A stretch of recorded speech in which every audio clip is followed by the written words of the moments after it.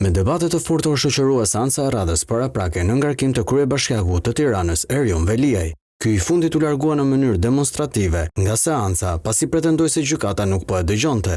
Për këtë arsye, Veliaj kërkoi përjashtimin e gjyqtares Etleva Deda, pasi sipas tij, ajo i mohoi të drejtën për të mbrojtur efektivisht.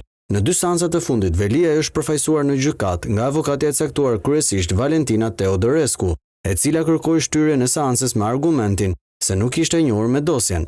Unë i kërkova kohë gjykatës, i kërkova dhe që gjykata ta pajisi, do me thënë të mbrojturin prej meje, me një laptop, pa internet dhe me një USB të japi të gjitha, sepse ai kërkon që të njifet me dokumentat, janë njohur gjyqtarë, ata avokatët. Po avokatët janë njohur për veten e vet, unë s'mundem t'i them tani 60.000 faqet, t'ja them Erjon Velis përmendesh.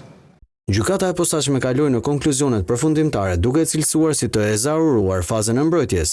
Seanca e radhës u caktua në 9 shkurt ora 12:00, ku Etleva Deda do të shpall vendimin nëse do të kalojë çështjen për gjykim ose jo.